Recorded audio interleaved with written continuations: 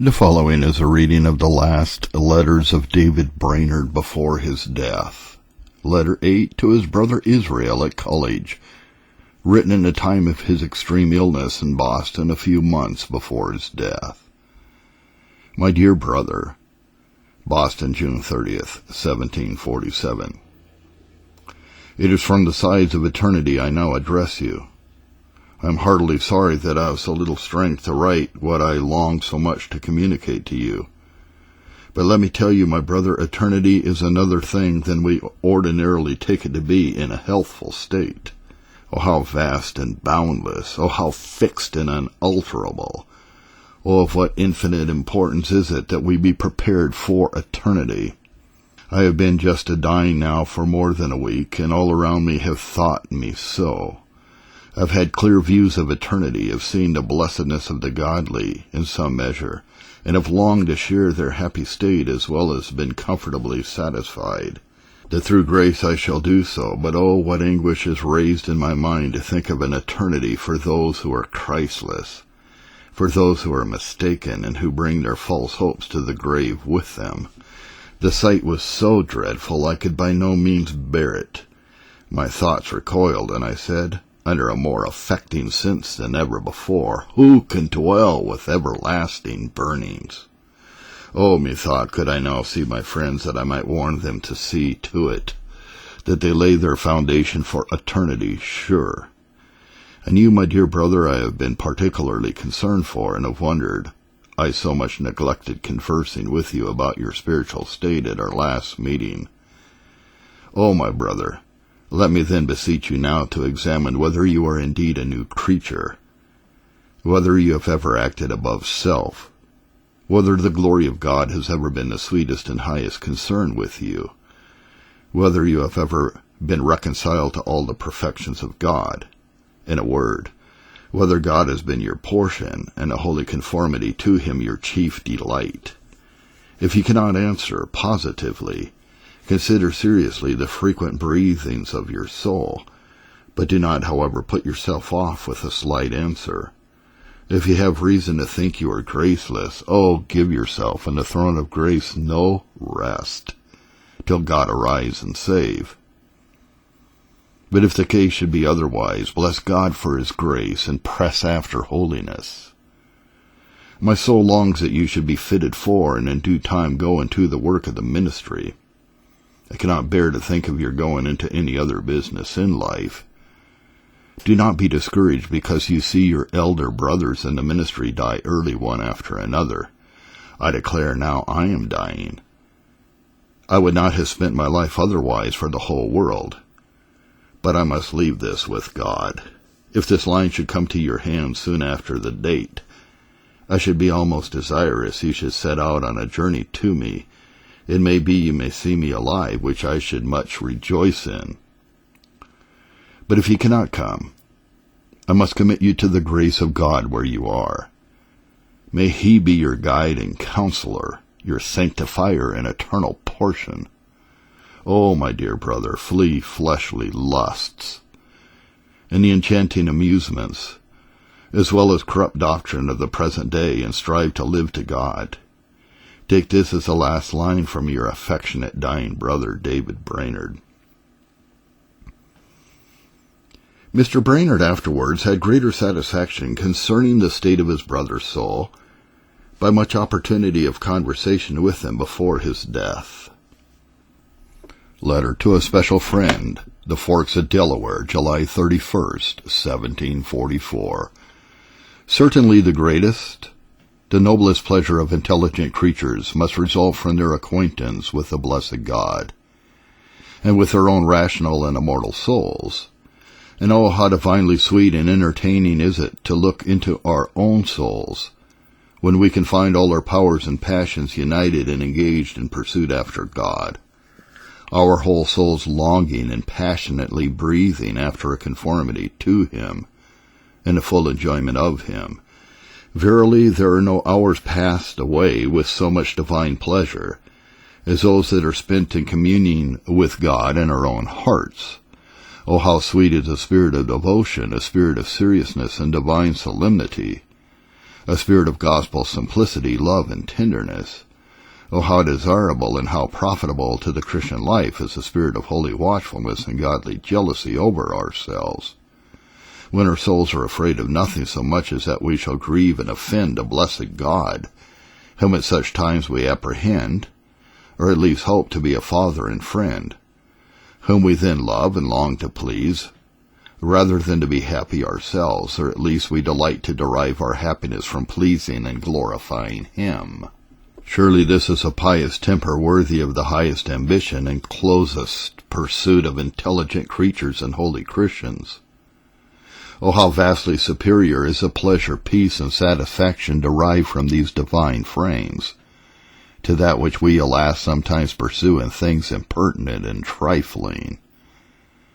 Our own bitter experience teaches us that in the midst of such laughter the heart is sorrowful, and there is no true satisfaction but in God. But alas, how shall we obtain and retain the sweet spirit of religion and devotion? Let us follow the Apostle's direction, Philippians 2:12, and labor upon the encouragement he there mentions, verse 13. For it is God only that can afford us this favor, and He will be sought too, and it is fit we should wait upon Him for so rich a mercy.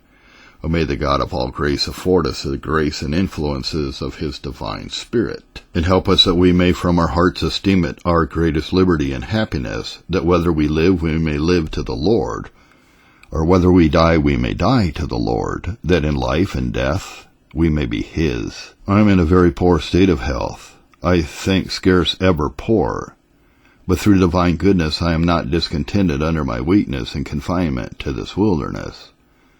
I bless God for this retirement. I never was more thankful for anything than I have been of late for the necessity I am under of self-denial in many respects. I love to be a pilgrim and stranger in this wilderness. It seems most fit for such a poor, ignorant, worthless, despised creature as I. I would not change my present mission for any other business in the whole world. I may tell you freely, without vanity and ostentation, God has of late given me great freedom and fervency in prayer, when I have been so weak and feeble that my nature seemed as if it would speedily dissolve. I feel as if my all was lost, and I was undone for this world, if the poor heathen may not be converted. I feel in general different from what I did when I saw you last, at least more crucified to all the enjoyments of life. It would be very refreshing to me to see you here in this desert, especially in my weak, disconsolate hours. But I think I could be content never to see you or any of my friends again in this world, if God would bless my labors here to the conversion of the poor Indians. I have much that I could willingly communicate to you, which I must omit till Providence gives us leave to see each other. In the meantime, I rest your obliged friend and servant, David Brainerd. The next letter to a special friend, a minister of the gospel in New Jersey, the Forks of the Delaware, December 24th, 1744. Reverend and dear brother, I have little to say to you about spiritual joys and those blessed refreshments and divine consolations with which I have been much favored in times past. But this I can tell you, that if I gain experience in no other point, yet I am sure I do in this, namely, that the present world has nothing in it to satisfy an immortal soul, and hence, that it is not to be desired for itself, but only because God may be seen and served in it. And I wish I could be more patient and willing to live in it for this end, than I can usually find myself to be. It is no virtue, I know, to desire death, only to be freed from the miseries of life. But I want that divine hope which you observed when I saw you last was the very sinews of vital religion. Earth can do us no good. And if there be no hope of our doing good on earth, how can we desire to live in it? And yet we ought to desire, at least to be resigned, to tarry in it, because it is the will of our all-wise sovereign. But perhaps these thoughts will appear melancholy and gloomy, and consequently will be very undesirable to you. And therefore I forbear to add, I wish you may not read them in the same circumstances in which I write them. I have a little more to do and suffer in a dark, disconsolate world, and then I hope to be as happy as you are. I should ask you to pray for me, were I worth your concern. May the Lord enable us both to endure hardness as good soldiers of Jesus Christ, and may we obtain mercy of God to be faithful to the death and the discharge of our respective trusts. I am your very unworthy brother and humble servant, David Brainerd. Letter 9. To a young gentleman, a candidate for the work of the ministry, for whom he had a special friendship, also written at the same time of his great illness and nearness to death in Boston. Very dear sir, how amazing it is that the living who know they must die should notwithstanding put far away the evil day in a season of health and prosperity, and live at such an awful distance from a familiarity with the grave and the great concerns beyond it. And especially it may justly fill us with surprise that any whose minds have been divinely enlightened to behold the important things of eternity as they are. I say that such should live in this manner. And yet, sir, how frequently is this the case? How rare are the instances of those who live and act from day to day as on the verge of eternity, striving to fill up all their remaining moments in the service and to the honor of their great Master. We insensibly trifle away time, while we seem to have enough of it, and are so strangely amused as in a great measure to lose a sense of the holiness and blessed qualifications necessary to prepare us to be inhabitants of the heavenly paradise. But, oh, dear sir, a dying bed, if we enjoy our reason clearly, will give another view of things. I have now for more than 3 weeks lain under the greatest degree of weakness, the greater part of the time, expecting daily and hourly to enter into the eternal world. Sometimes have been so far gone as to be wholly speechless for some hours together. And oh, of what vast importance has a holy spiritual life appeared to me to be at this season. I have longed to call upon all my friends, to make it their business to live to God, and especially all that are designed for or engaged in the service of the sanctuary.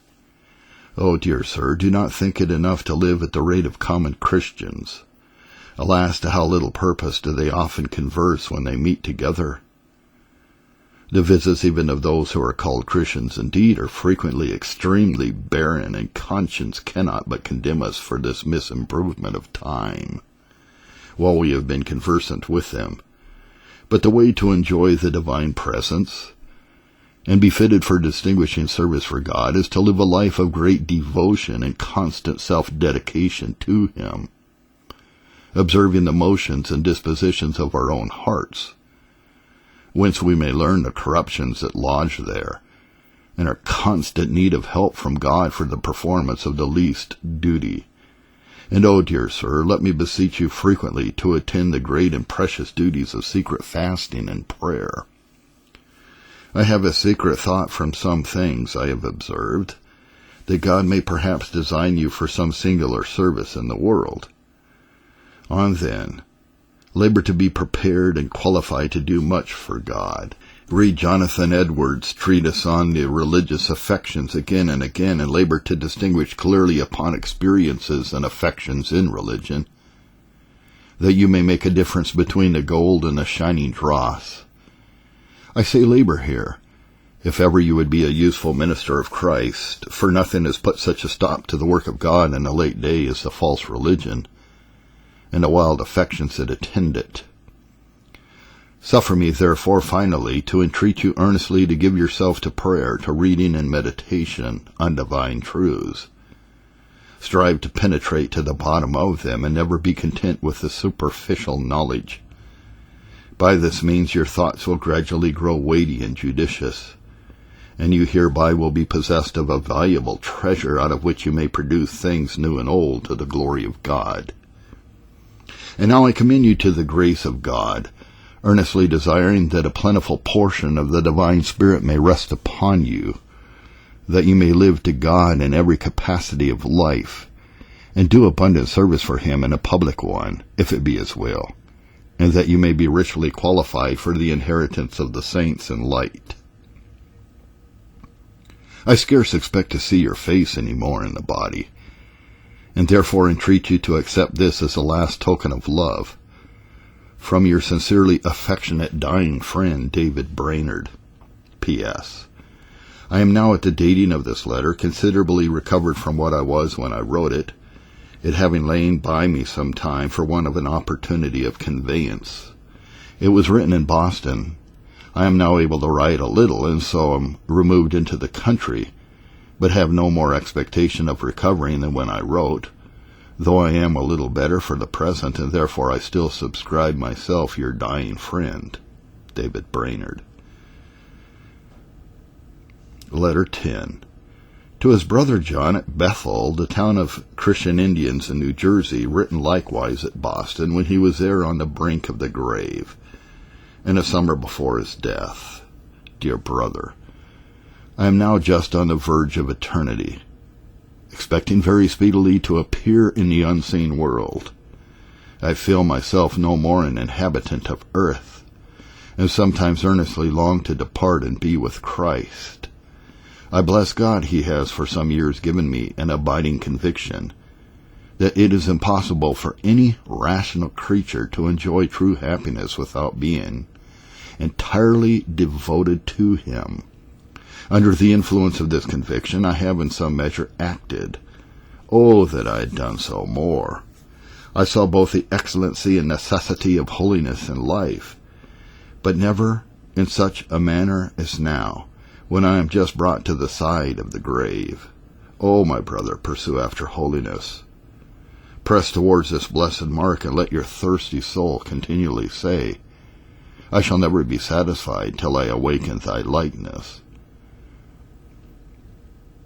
Although there has been a great deal of selfishness in my views, of which I am ashamed, and for which my soul is humbled at every view, yet blessed be God, I find I have really had, for the most part, such a concern for his glory and the advancement of his kingdom in the world, that it is a satisfaction to me to reflect upon these years.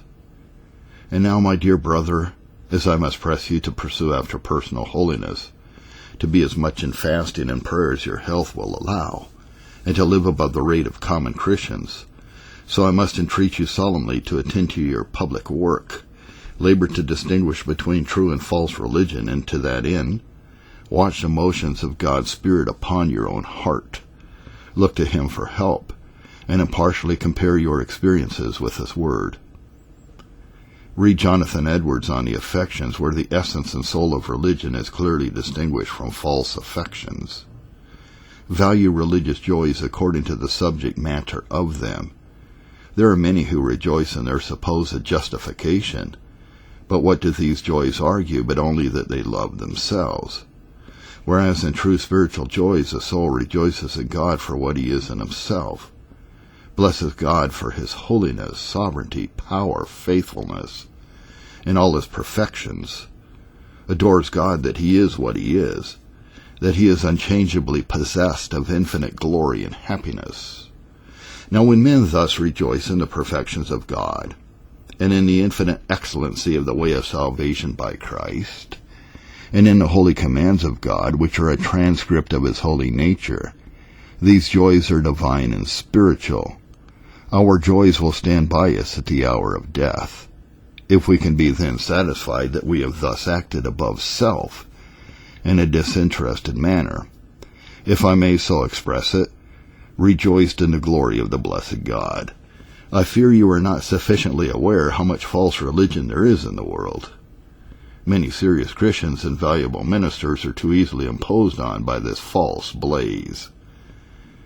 I likewise fear you are not sensible of the dreadful effects and consequences of this false religion. Let me tell you, it is a devil transformed into an angel of light. It is a brat of hell that always springs up with every revival of religion and stabs and murders a cause of God, while it passes current with multitudes of well-meaning people for the height of religion. Set yourself, my brother, to crush all appearances of this nature among the Indians, and never encourage any degrees of heat without light. Charge my people in the name of their dying minister, yea, in the name of him who is dead and is alive, to live and walk as becomes the gospel. Tell them how great the expectations of God and his people are from them, and how awfully they will wound God's cause if they fall into vice, as well as fatally prejudice other poor Indians. Always insist that their experiences are rotten, that their joys are delusive, although they may have been wrapped up into the third heavens in their own conceit by them, unless the main tenor of their lives be spiritual, watchful, and holy. And pressing these things, thou shalt both save thyself and those that hear thee. God knows I was heartily willing to have served him longer in the work of the ministry, although it had still been attended with all the labors and hardships of past years, if he had seen fit that it should be so. But as his will now appears otherwise, I am fully content, and can with utmost freedom say, the will of the Lord be done. It affects me to think of leaving you in a world of sin. My heart pities you that those storms and tempests are yet before you, which I trust through grace I am almost delivered from. But God lives, and blessed be my rock. He is the same almighty friend, and will, I trust, be your guide and helper as he has been mine. And now, my dear brother, I commend you to God, and to the word of his grace, which is able to build you up, and give you inheritance among all them that are sanctified. May you enjoy the divine presence, both in private and public. And may the arms of your hands be made strong by the right hand of the mighty God of Jacob, which are the passionate desires and prayers of your affectionate dying brother, David Brainerd. The following appendix is Jonathan Edwards' comments on the publishing of David Brainerd's letters. I had at first fully intended in publishing this and the foregoing letters to have suppressed these passages in which my name is mentioned, in my discourse on a treatise on the religious affections recommended, and am sensible that by my doing otherwise I shall bring upon me the reproach of some. But how much soever I may be pleased with the commendation of any performance of mine, and I confess I esteem the judgment and approbation of such as David Brainerd worthy to be valued, and look on myself as highly honored by it, yet I can truly say things that govern me is altering my forementioned determinations with respect to these passages were these two. Number one, what Mr. Brainerd here says of that discourse shows very fully and particularly what his notions were of experimental religion and the nature of true piety, and how far he was from placing it in impressions on the imagination or any enthusiastical impulses, and how essential in religion he esteemed holy practice. For all that have read that discourse know what sentiments are there expressed concerning those things. And number two, I judged that the approbation of so apparent and eminent a friend, an example of inward vital religion, and evangelical piety in the height of it, would probably tend to make that book more serviceable, especially among some kinds of zealous persons whose benefit was especially aimed at in the book, some of which are prejudiced against it, as written in too legal a strain, and opposing some things in which the height of Christian experience consists, intending to build men upon their own work,